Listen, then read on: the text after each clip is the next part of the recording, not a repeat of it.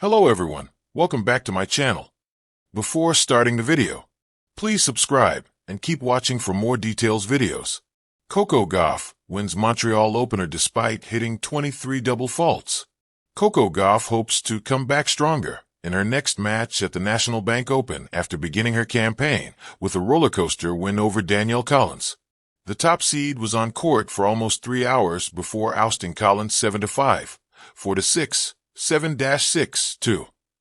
Gauff, who was playing her first match since losing in the first round at Wimbledon, struggled with her serve and ended up hitting 23 double faults. She was particularly vulnerable behind her second serve, in which she won 17 out of 53 points played. It was a frustrating match for me just because I felt like I was practicing well, and then I don't think I transferred it.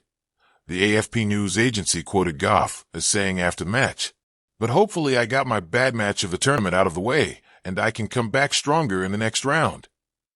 Both players were broken 9 times during the match, which ended with Gauff winning 5 points in a row in the tiebreaker. "It was a tough battle out there," she said. "Making serves in the court was the toughest challenge. Maybe if I cut that in half, it could be a quicker match for me. I thought I was playing well, except for that part of my game." Gauff is a 3-time quarterfinalist at the National Bank Open, which alternates between Montreal and Toronto each year. So far this season, her biggest success has been on the clay, where she won her second Grand Slam title at the French Open. She was also runner-up at WTA 1000 events in Rome and Madrid.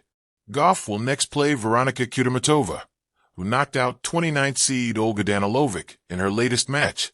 The American has a win-loss record of 32-10 so far this year, and is 13-2 against players ranked outside the top 50. The Montreal summer heat wasn't the only thing sizzling on court this week. In a jaw-dropping, emotionally turbulent match, American tennis prodigy Coco Gauff pulled off a miraculous victory in her 2025 Canadian Open opener, despite hitting a staggering 23 double faults. For any player, those numbers would typically spell doom. But Coco Gauff is not just any player. This match wasn't about perfection. It was about persistence, grit, and the refusal to back down, even when everything seemed to unravel. The setting: a charged atmosphere in Montreal. With the crowd packed into IGA Stadium, the energy was palpable as Gauff stepped onto the court under the late afternoon sun.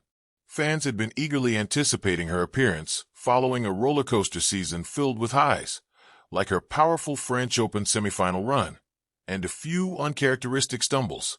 As one of the sport's brightest young stars, Coco Gauff always draws attention. But no one expected the drama that would unfold. Her opponent, Anna Blinkova, the unseeded yet dangerous Russian, who came into the match with nothing to lose and everything to prove. Calm, clinical, and confident, Blinkova was the kind of player that could capitalize on any weakness. And Coco gave her more than enough chances. The shaky start, service woes. Right from the opening game, warning signs appeared. Gauff opened the match with a double fault. Then another. By the end of the first set, she had already recorded 10 double faults, many at critical breakpoints. Her toss seemed rushed, her rhythm off-kilter. Commentators whispered concern. Analysts tweeted furiously. Fans buried their heads in towels. Yet somehow Coco clung on. Blinkova took the first set 7-5, seizing on every opportunity gifted by Gauff's erratic serve.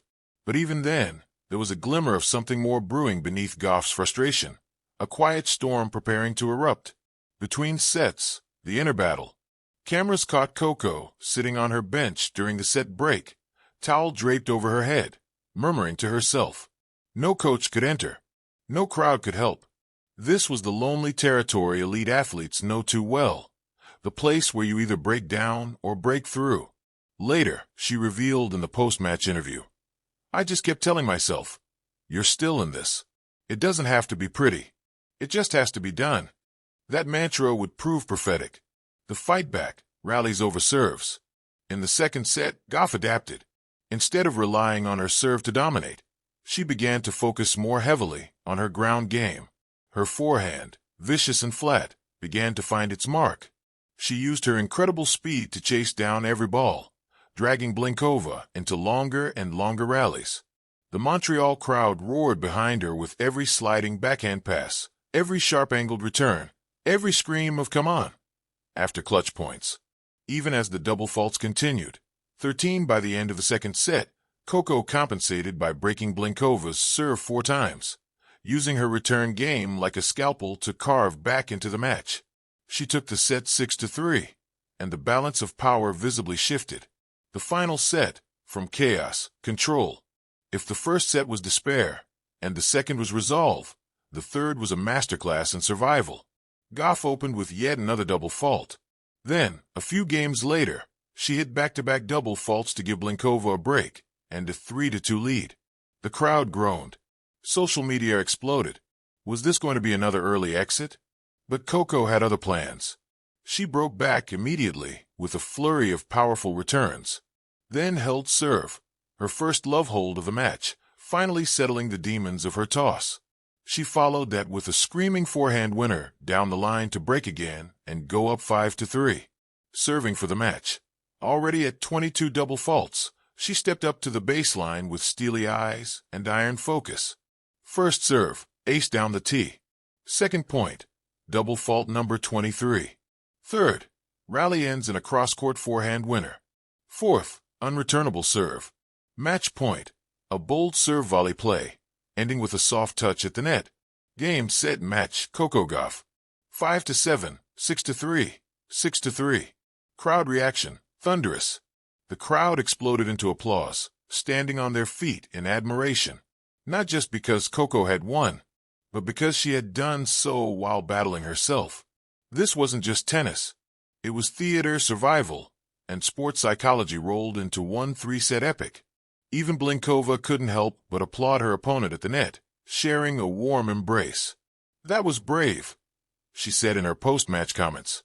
"A lot of players would have crumbled under that pressure.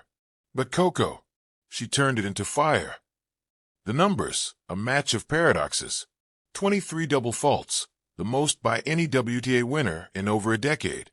9 aces, many in critical moments. 70% win rate on second serve, despite the inconsistencies. 7 breaks of serve earned. 0 mental breaks taken. In many ways, the statistics told a tale of chaos. But beneath that chaos was a warrior calmly wielding a sword made of nerves and belief. Coco's take, honest and unfiltered. Speaking after the match, Gauff didn't hide her frustrations. "I'm not gonna lie, it was ugly. I was embarrassed by how many double faults I hit. But tennis is weird like that. You can still find a way. And I'm proud I did." She credited her resilience to lessons learned from past defeats. "This reminded me of my Wimbledon loss last year, where I just collapsed after a few bad service games. I told myself I'd never let that happen again. Today proved I've grown." Gauff also offered a little humor. "Maybe I was practicing for a new serving style. 23 attempts at innovation." What's next? With the first round nerves behind her, Gauff advances to the second round, where she will face either a rising Canadian wildcard or a gritty veteran qualifier. If she can clean up her serve and keep her return game sharp, she remains one of the favorites for the title. More importantly, this one sends a message. Gauff is a fighter to the core. Even when her game betrays her, she won't betray herself. The bigger picture, why this match mattered. In an era where young athletes are burdened with perfectionism, Gauff's gritty win reminded fans and fellow players alike that champions aren't made on their best days. They're defined by their worst. She didn't need to be flawless. She just needed to refuse to fold. And in doing so, Coco Gauff gave us one of the most compelling opening round wins Montreal has ever seen. Epilogue, the talk of tennis. By the next morning, headlines across sports networks read, "Coco survives serving nightmare in Montreal masterclass. Gauff turns double fault disaster into dominant win. From fragile to fierce, Coco Gauff's Montreal miracle." And fans, they weren't just talking about the 23 double faults anymore. They were talking about the 24th thing that mattered most, her heart.